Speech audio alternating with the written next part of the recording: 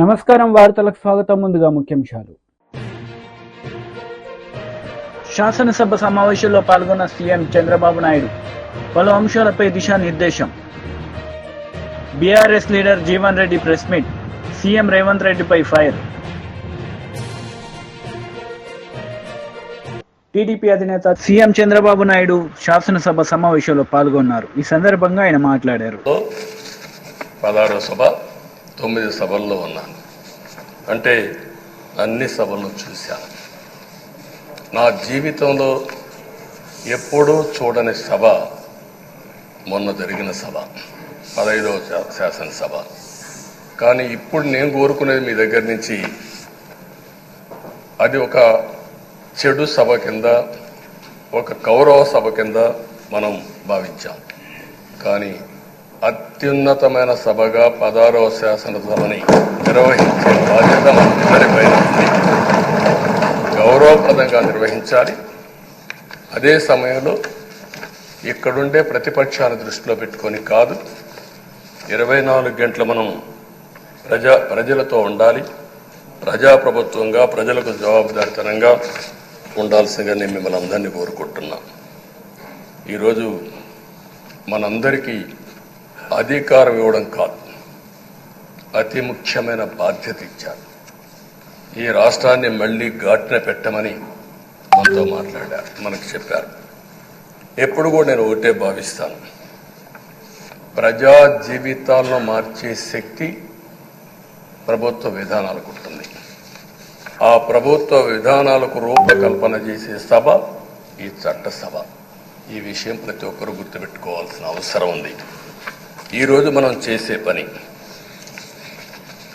ఈరోజు ప్రజల భవిష్యత్తే కాకుండా భావితరాల భవిష్యత్తు కూడా నిర్ణయిస్తుంది.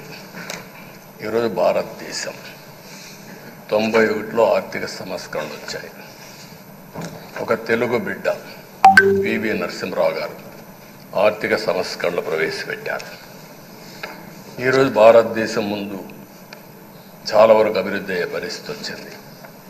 ఆయన ప్రవేశపెట్టిన ఆర్థిక సంస్కరణను నేను ఆదర్శంగా తీసుకొని ఆ రోజు ఉమ్మడి ఆంధ్రప్రదేశ్లో అనేక పాలసీలు తీసుకొచ్చాం, సంస్కరణలు తీసుకొచ్చాం. ఐటీ, విద్య, పాలనా రంగం, ఇన్ఫ్రాస్ట్రక్చర్, ఇవన్నీ మనం తీసుకొచ్చాం. ఎన్నో డికేడ్స్ కాదు, 25 సంవత్సరాల్లో దాని యొక్క ప్రభావం మనం అందరి ముందు కనపడుస్తుంది. ఈరోజు హైదరాబాద్ నగరం వన్ ఆఫ్ ది బెస్ట్ సిటీగా ఉందంటే 25 ఏళ్లకు మనకు తీసుకున్న నిర్ణయాలే కారణం. ఈరోజు నేను అందరినీ ఒకటే కోరుతున్నా, మీ అందరినీ, ఈరోజు భారతదేశం 5వ అతిపెద్ద ఆర్థిక వ్యవస్థ. ఇంకొక 4-5 సంవత్సరాల్లో ఎన్డీఏ ఆధ్వర్యంలో 3వ అతిపెద్ద ఆర్థిక వ్యవస్థగా తయారవుతుంది. 2047 వికసిత్ భారత్ ఎన్డీఏ నరేంద్ర మోడీ గారి కల అయితే, వికసిత్ ఆంధ్రప్రదేశ్ మనందరి కల కావాల్సిన అవసరం ఉంది. నాకు ఏమాత్రం అనుమానం లేదు, భారతదేశం ప్రపంచంలో అగ్రస్థానానికి వెళ్తాం. నెంబర్ 1 కానీ నెంబర్ 2 కానీ ఉంటాం. అదే సమయంలో మనందరి ఆశయం, మనం చేసే చట్టాలన్నీ కూడా తెలుగువారు ప్రపంచంలోని నెంబర్ 1గా ఉండాలని, ఆంధ్రప్రదేశ్ని జీరో పావర్టీ స్టేట్గా తయారు చేసి ఆర్థిక అసమానతలు తగ్గించే విధానానికి ఈ సభ శ్రీకారం చుట్టాలని కోరుకుంటూ, దానికి అయ్యన్న పాత్రుడు గారి అధ్యక్షతన మనం ముందుకు పోవాలని చెప్పి మనస్ఫూర్తిగా కోరుకుంటున్నాను. ఇంకొక పక్క ఈరోజు మీరందరూ కూడా గుర్తుపెట్టుకోవాల్సింది, ఈ సభలో దూషణలు. వైసీపీ లీడర్ మీడియా సమావేశం నిర్వహించారు. ఈ సందర్భంగా పలు అంశాలపై ఆయన మాట్లాడారు. భయంకరమైన వాతావరణాన్ని తీసుకురావటం ద్వారా మీరు సాధించాలనుకున్న అంశము కక్ష సాధింపు తప్పించి ఇంకా ఏమైనా ఉందా? ఎందుకంటున్నామంటే, మీరు మా మీద అబద్ధాపించారు, మీకు కంగ్రాచులేషన్స్ కూడా చెప్పారు. ఇక మీరు బాగా పరిపాలించాలని ప్రజలందరూ ఎదురు చూస్తున్నారు. మీరు చెప్పిన ప్రతి హామీని అమలుపరచాలని ప్రజలు ఎదురు చూస్తున్నారు. జూలై మాసం 1వ తారీఖున మీరు ఇవ్వవలసిన వాటన్నిటి కోసం ప్రజలు ఎదురు చూస్తున్నారు. వాటి నుంచి దృష్టి మరల్చడానికి ఇప్పటి నుంచే ఒక పన్నాగ కార్యక్రమంగా అలజడులు రేపించి రాష్ట్రంలో అల్లర్లు చేపించాలని మమ్మల్ని రెచ్చగొట్టాలనే కార్యక్రమాల్లోనే కనపడుతుంది. కానీ ఈ రాష్ట్ర ప్రభుత్వానికి చిత్తశుద్ధి లేదని అర్థమవుతుంది. ఆటవిక రాజ్యాంగం, నియంతృత్వము అనే పదాలు మానవత్వం లేని నాయకుల గురించి మనం విన్నాం. కానీ ఈ రోజున చంద్రబాబు నాయుడు గారి యొక్క పరిపాలన ఈ 10 రోజుల్లోనే, ఆయన ప్రమాణ స్వీకారోత్సవం చేసిన రోజుల్లోనే ఈ రాష్ట్ర ప్రభుత్వం యొక్క వైఖరి ప్రజలను హింస పెట్టడం, ప్రతిపక్షాలను తొక్కివేయటం, ధ్వంసం చేయటం, హత్యలు చేయటం, రాష్ట్రంలో నుంచి పరారవమని తెలుగుదేశం పార్టీ నాయకులు పిలిపిస్తున్నారు. మరి ఇలాంటి పరిపాలనలో, ఈ భయానక పరిస్థితులలో ప్రజలు ఆలోచించమని కోరుకుంటున్నాం. చంద్రబాబు నాయుడు గారేమో బాగా తీయగా, చక్కగా, ప్రజాస్వామ్యబద్ధంగా వారి సీనియారిటీ మొత్తాన్ని ఉపయోగించి వారు బ్రహ్మాండమైన ప్రజాస్వామ్యాన్ని నెలకొల్పాలని వారు ఆశపడటాన్ని మేము స్వాగతిస్తున్నాం. ఈరోజు సభలో కూడా వారు బ్రహ్మాండంగా మాట్లాడారు. ఎక్కడ కూడా అల్లరి చిల్లరి గొడవలు ఉండటానికి వీల్లేదు, ఎవ్వరు కూడా క్రమశిక్షణగా ఉండాలి అంటూనే ఉదయం 10 గంటలకు క్రమశిక్షణ గురించి మాట్లాడిన చంద్రబాబు నాయుడు గారు తెల్లవారుజామున 5:30కు బుల్డోజర్లు పంపించి రాష్ట్ర కార్యాలయాన్ని కూల్చేపించారు. నిజంగా ఆశ్చర్యం వేసింది. అక్రమ కట్టడాలన్నిటినీ కూల్చివేయటమే ప్రభుత్వం యొక్క విధానమైనప్పుడు ఈ రాష్ట్రంలోని అక్రమ కట్టడాలన్నిటికి సంబంధించిన సమాచారం మీరు అనుకుంటే 5 నిమిషాల్లో మీరు తెప్పించుకోగలుగుతారు. దానిలో మీ యొక్క నివాసమైన కరకట్టకి కృష్ణానదికి మధ్యలో ఉన్న మీ నివాసం కూడా అది అక్రమమైన కట్టడమే అని గతంలో నీటిపారుదల శాఖ మంత్రిగా పనిచేసిన దేవినేని ఉమా గారు ఆ బిల్డింగ్ యజమానులకు నోటీసులు ఇచ్చిన మాట వాస్తవమా కాదా? ఈ రోజున హైకోర్టు ఇచ్చిన ఆదేశాల మేరకు ప్రభుత్వంచే లీజుకు తీసుకున్న స్థలంలో కార్యాలయాన్ని నిర్మించుకున్న మేము ఏం తప్పు చేశామని అడుగుతున్నాం. ఏ పార్టీ కార్యాలయాలైనా ప్రభుత్వ భూమికి సంబంధించిన భూములను ఒక అర్జీ ద్వారా మాకు కావాలని అడిగినప్పుడు ఆ ప్రభుత్వం సమ్మతిస్తే అక్కడ నిర్మాణాలు జరుగుతాయి. ప్రభుత్వం సమ్మతించింది కాబట్టే నిర్మాణం జరిగింది. ఏ పార్టీ కార్యాలయాలైనా ఆ విధంగానే అడుగుతారు, లీజుకు తీసుకుంటారు, నిర్మాణాలు చేస్తారు, తర్వాత ప్రభుత్వాలకు అప్పచెప్పే కార్యక్రమాలు జరుగుతుంది. ఇలాంటి కార్యక్రమాలు ఒకవైపున చేస్తూనే ఈ రోజున స్పీకర్ గారిని నిర్ణయించారు. వాళ్ళ సొంత వ్యవహారంలాగా ఒక నిర్ణయం తీసుకున్నారు. ఈ రాష్ట్ర ప్రజలందరూ కూడా గమనించాలి. మేము బలహీన వర్గాలకు సంబంధించిన అయ్యన్న పాత్రుడు గారు, ఆ బీసీ సామాజిక వర్గానికి సంబంధించిన వారు స్పీకర్ స్థానంలో కూర్చోటాన్ని మేము స్వాగతిస్తున్నాం. బీఆర్ఎస్ లీడర్ మీడియా సమావేశం నిర్వహించారు. ఈ సందర్భంగా పలు అంశాలపై ఆయన మాట్లాడారు.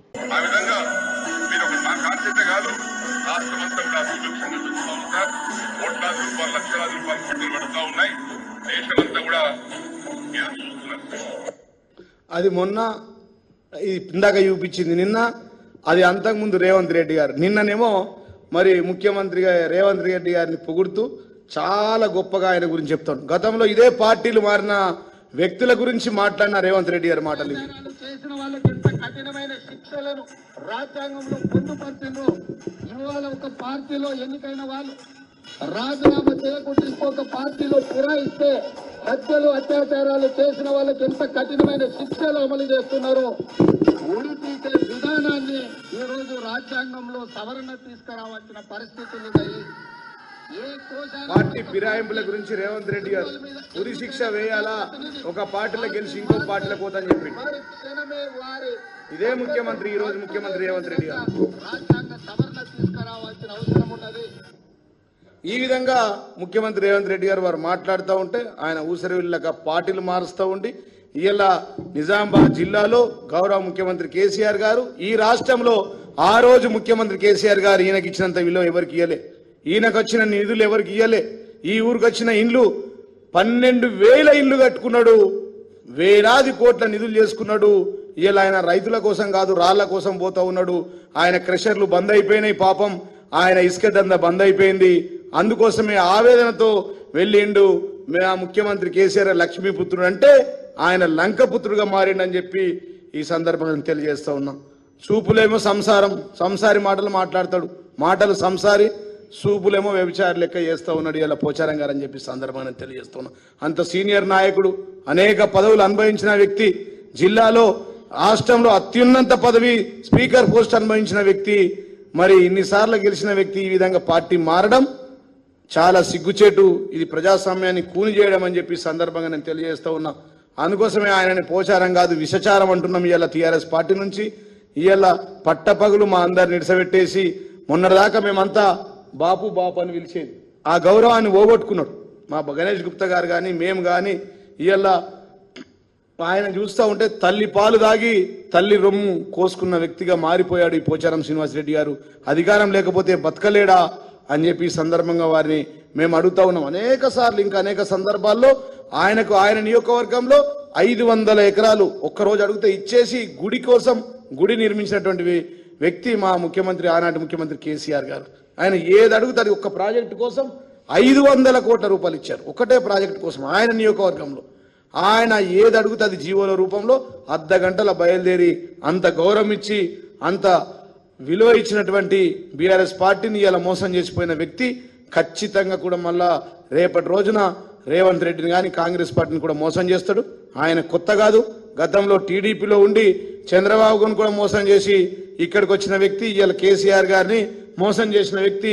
రేపు రానున్న రోజుల్లో రేవంత్ రెడ్డిని కూడా ఖచ్చితంగా మోసం చేస్తాడని చెప్పి సందర్భంగా నేను తెలియజేస్తున్నాను. కాబట్టి మరి ఇవాళ ఒకవేళ మీకు దమ్ముంటే ఎవరైనా కావచ్చు, ఇవాళ పార్టీని విడిచి వెళ్ళిన వాళ్ళు దమ్ముంటే రాజీనామా మీ పదవులకు చేసి ప్రజాస్వామ్యబద్ధంగా మళ్ళీ కాంగ్రెస్ పార్టీలో బీఫామ్ తీసుకొని గెలవండి. కానీ ఇట్లా ఒకవేళ కనుక ఇంకా కూడా ఎవరైనా పోవాలని ప్రయత్నం చేసినా ఇట్లా పోయినోళ్లను ప్రజాస్వామ్యంలో ప్రజలు రాళ్లతో కొట్టి చంపుతారని చెప్పి సందర్భంగా తెలియజేస్తున్నాం. ఇది మేమన్న మాటలు కాదు, రేవంత్ రెడ్డి గారి గతంలో చెప్పారు. ఒక పార్టీ నుంచి గెలిచి ఇంకో పార్టీ నుంచి వచ్చిన వ్యక్తిని ప్రజాస్వామ్యంలో ప్రజలు నియోజకవర్గాలకు రానియద్దు, రాళ్లతోని కొట్టాలని చెప్పారు.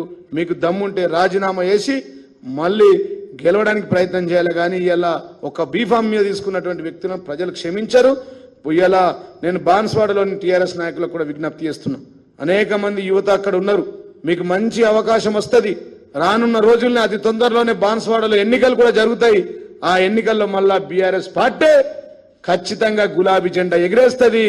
ఎక్కడైనా కానీ గతంలో ఇవాళ బుద్ధి చెప్తా ఉన్నారు, ఖచ్చితంగా మళ్ళా వచ్చేది మన ప్రభుత్వమే. కాబట్టి ఇవాళ బీఆర్ఎస్ సైన్యానికి ఎక్కడ కూడా మీరు దానికి బాధపడవలసిన అవసరం లేదు.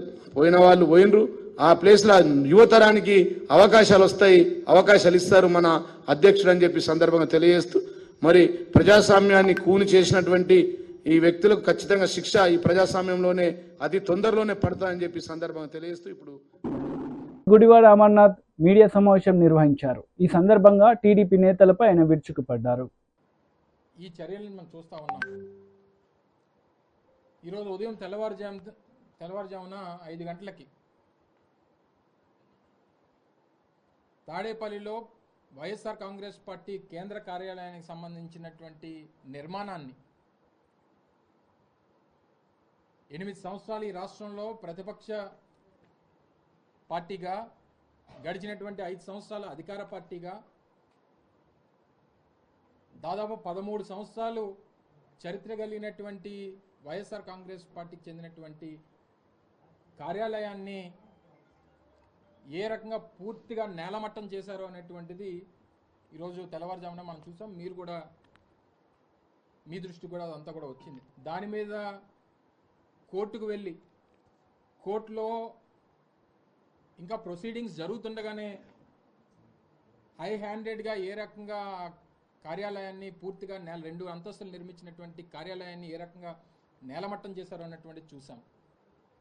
ఈరోజు రాష్ట్రంలో అంబేద్కర్ గారి రాజ్యాంగాన్ని పూర్తిగా పక్కన పెట్టి తెలుగుదేశం పార్టీ తాలూకా రెడ్ బుక్ రాజ్యాంగం నడుస్తూ ఉంది.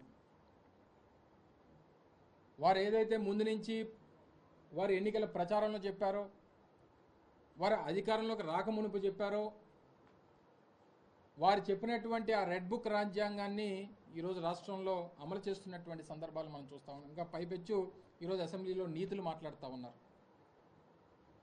సరే, మేమైతే మా నాయకుడు జగన్మోహన్ రెడ్డి గారు మొన్న సమావేశం పెట్టినప్పుడు చాలా క్లియర్గా కేటగారికల్గా చెప్పారు.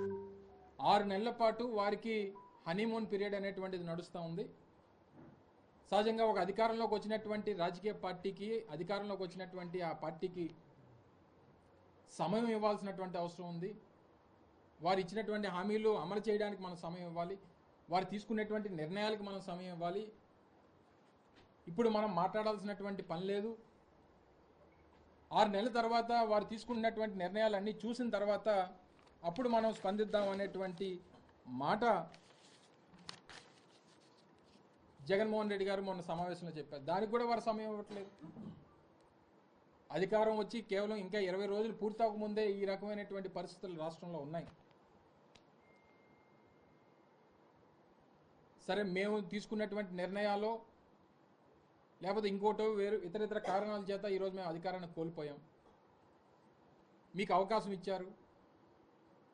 మీకు ఇచ్చినటువంటి అవకాశాన్ని సద్వినియోగం చేసుకోవాలి. కన్స్ట్రక్టివ్గా రాష్ట్రాన్ని ముందుకు తీసుకెళ్లాలనేటువంటి ప్రయత్నం చేయాలి తప్ప ఈ రకమైనటువంటి నిర్ణయాలు ఒకవేళ నిజంగా మేము ఆ రోజు నిర్ణయం తీసుకొని ఉంటే ఈరోజు తెలుగుదేశం పార్టీకి ఉన్నటువంటి కేంద్ర కార్యాలయం మంగళగిరిలో అది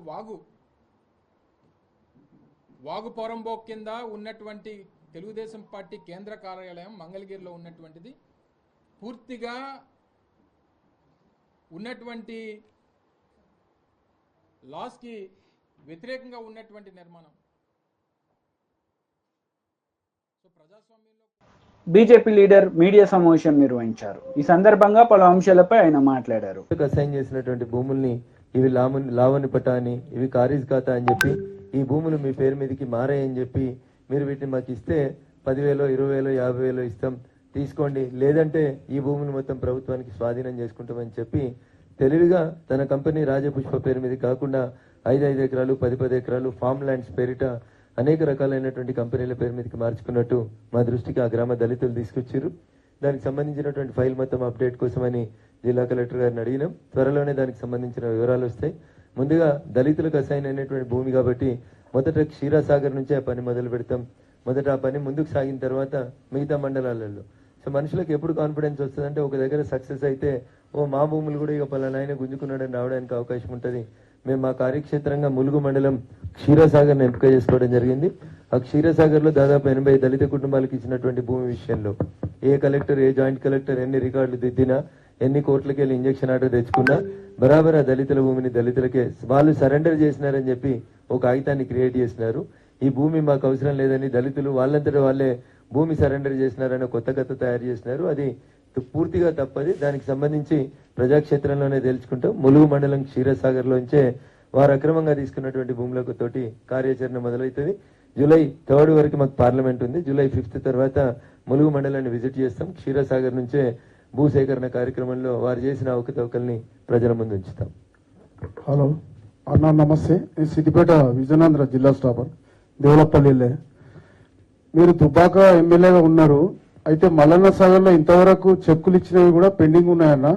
అవి దృష్టిలో పెట్టుకొని ఆ చెక్కులు ఇప్పటి వరకు గత టీఆర్ఎస్ ప్రభుత్వం అంటే మనం వెంకటరామరెడ్డి ఉన్నప్పటి నుంచి తిరిగి చాలా మంది బేజారైపోయినరు. ఇప్పటి వరకు కూడా ఇంకా అమౌంట్ రాలేదన్న. చాలా మంది ప్యాకేజీలు రావాల్సి ఉన్నాయి, అవన్నీ పెండింగ్ ఉన్నాయి. మరి జర ఇవి మీ శ్రద్ధతోనైనా వాళ్ళకు ఇప్పిస్తారని నేను ఆశిస్తున్నానన్నా. సో నేను ఎమ్మెల్యే గెలిచే కంటే ముందు కొన్ని కోర్టు డిగ్రీల పేరిట, కొన్ని కాంప్రమైజ్ డిగ్రీల పేరిట కలెక్టర్ కార్యాలయంలో సంతకాలు తీసుకొని ఎవరైతే విలేజ్ని వదలడానికి వాలంటరీగా ఒప్పుకొని వెళ్ళిపోయినారో అన్న వాళ్ళకు తప్ప మిగతా వాళ్ళందరికీ నేను గెలిచిన తర్వాత మళ్ళీ పిలిచి కలెక్టర్ గారితో రీకన్సిలేషన్ మీటింగ్స్ పెట్టినాం. కొన్నిట్లలో కోర్టులలో మళ్ళీ పిటిషన్స్ ఫైల్ చేసినామన్నా. చెక్స్ ఏమన్నా ప్రభుత్వం ద్వారా చెక్స్ ఇష్యూ చేయబడి తిరిగి చెక్స్ చెల్లించబడక పెండింగ్ ఉన్నటువంటి ఏ చెక్కులు ఉన్నాయన్నా జూలై 10 నుంచి జూలై 30 వరకు నాకు అందజేసేటువంటి ప్రయత్నం చేయండి. తప్పకుండా ఆ చెక్కులని ప్రభుత్వాన్ని ఒప్పించి క్లియర్ చేపిస్తానండి. తప్పకుండా.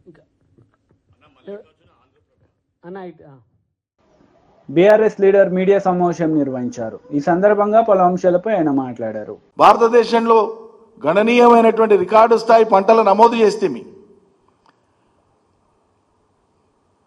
జాతీయ స్థూల ఉత్పత్తికి, స్థూల ఆదాయానికి తెలంగాణ కాంట్రిబ్యూషన్ పెరిగింది. నేషనల్ జీడిపికి తెలంగాణ కాంట్రిబ్యూషన్ పెరిగింది. తెలంగాణ జీడిపి పెరిగింది. తెలంగాణలో తలసరి ఆదాయం పెరిగి దేశంలో నంబర్ 1 అయింది సిక్కిం తర్వాత. ఇవన్నీ కళ్ళ ముందు ఉన్నటువంటివే.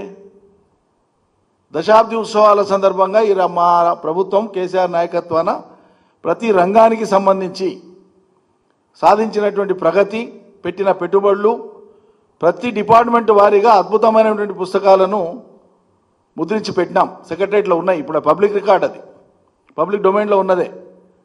ఆ సెక్రటరియట్లో మీరే ఉన్నారు. మీ కార్యదర్శిని అడిగితే తెచ్చిస్తారు. అందులో ఉండేటువంటి ఏ ఒక్క అంశమైనా తప్పని రుజువు చేయండి. మరి రైతాంగానికి ముట్టిన డబ్బులు నిజం కాదు, పెట్టిన పెట్టుబడులు నిజం కాదు, వచ్చిన అభివృద్ధి నిజం కాదు, ఇచ్చిన కరెంట్ నిజం కాదు, రుజువు చేస్తారు ఇవన్నీ. కాబట్టి ఇవన్నీ కూడా 100కి 100 పాళ్ళు సాకులే. ఇంకోటి, ఎక్కువ భూమి అనేటువంటిది ఇది ఈ ప్రచారం చేయడం ఒక నానుడి అయిపోయింది, ఫ్యాషన్ అయిపోయింది. తెలంగాణలో ఉండేటువంటి మొత్తం వ్యవసాయ భూమిలో పట్టదారు పాస్ పుస్తకాలు కలిగి వ్యవసాయ భూమిగా నమోదై ఉన్న మొత్తం భూమిలో 1,52,00,000 ఎకరాల భూమిలో 5 ఎకరాల లోపు భూ విస్తీర్ణం కలిగినటువంటి కమతాల సంఖ్యనే అత్యధికం, 92.5%. టోటల్ అగ్రికల్చర్ ల్యాండ్లో 92.5% భూమి 5 ఎకరాల లోపు ఉండే రైతుల చేతుల్లోనే ఉంది.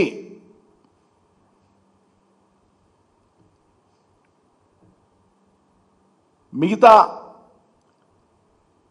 6.5-7% భూమి 5 నుంచి 10 ఎకరాల లోపు ఉండేటువంటి వాళ్ళ చేతిలో ఉంది. 25 ఎకరాలకు మించి భూగరిష్ట పరిమితికి లోబడి 54 ఎకరాలకు లోబడి ఈ రాష్ట్రంలో భూమి కలిగినటువంటి మొత్తం రైతుల సంఖ్య కేవలం 6,488 మాత్రమే. దమ్ముంటే ఈ ప్రభుత్వాన్ని కాదు ఇన్ని లక్షలు అన్ని వేలు రికార్డు పెట్టమనండి, బయట పెట్టమనండి, చూపించమనండి. అంటే జరిగిన మేలును వక్రీకరించి చూపేటువంటి ఒక దుష్ట ప్రయత్నం ఇది. ఒక గ్రామం ఉంటే 2-3 వేల ఎకరాలు ఉంటే 5 ఎకరాల లోపు ఉండే వాళ్ళే మ్యాక్సిమం ఉంటారు. 7, 8, 9, 10 ఎకరాలు ఉన్నోళ్ళు కొద్ది మంది ఉంటారు, డజన్ మంది, 2 డజన్ల మంది. 30-40 ఎకరాలు ఉండేటువంటి రైతులు ఒకరో ఇద్దరో ఉంటే ఉండవచ్చు. వార్తలు ముగించే ముందు ముఖ్యాంశాలు మరోసారి. శాసనసభ సమావేశంలో పాల్గొన్న సీఎం చంద్రబాబు నాయుడు పలు అంశాలపై దిశానిర్దేశం. BRS leader Jeevan Reddy press meet, CM Revanth రెడ్డిపై ఫైర్. ఈ వార్తలు ఇంతటితో సమాప్తం. తిరిగి ప్రసారమయ్యే వార్తల్లో మళ్ళీ కలుద్దాం. అంతవరకు సెలవు. నమస్తే.